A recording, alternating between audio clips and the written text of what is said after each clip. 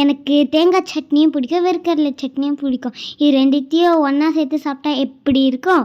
இப்படி ஒரு நாள் விளையாட்டா என்கிட்ட என் பையன் கேட்டு கண்டுபிடிச்ச சட்னி தான் இது. அதுக்கப்புறம் எங்களோட ஆல் டைம் ஃபேவரட் ஆயிடுச்சு. 1 கப் அளவு வேர்க்கடலை, தேங்காய், உடைச்ச கடலை, ஒரு 6 சின்ன வெங்காயம் எடுத்துக்கோங்க. பச்சை மிளகாய், காஞ்ச மிளகாய் காரத்துக்கு ஏற்ப எடுத்துக்கோங்க. பூண்டு, சின்ன பீஸ் இஞ்சி, சின்ன பீஸ் அளவு புளி. இது எல்லாத்தையும் தண்ணி விட்டு மிக்ஸி ஜாரில் நல்லா பேஸ்ட்டாக உங்கள் திக்னஸ்க்கு ஏற்ற மாதிரி அரைச்சிக்கோங்க. இப்போ இதில் வந்து கடுகு உளுத்தம் பருப்பு போட்டு தாளிச்சு கொட்டி இறக்கணும்னா ஒரு சூப்பரான சட்னி ரெடி ஆயிடுச்சு. கண்டிப்பாக இந்த சட்னி இட்லியோட சாப்பிடும்போது அவ்வளோ டேஸ்டியாக இருக்கும். கண்டிப்பாக ட்ரை பண்ணி பாருங்கள். இட்லிக்கு இந்த சட்னி தொட்டு சாப்பிட்டா செம்ம டேஸ்ட்டாக இருக்கும். அது எப்படி செய்வாங்கன்னு எங்கள் மம்மி சொல்லுவாங்க பாருங்க.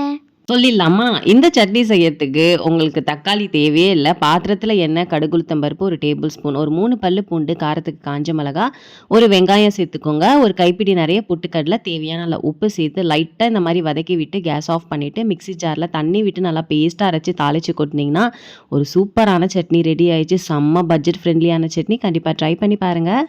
தோசைக்கு இந்த சட்னி மட்டும் தொட்டு சாப்பிட்டிங்கன்னா சாப்பிட்டே இருக்கும். எப்படி செய்யறதுன்னு சொல்லுங்க மம்மி.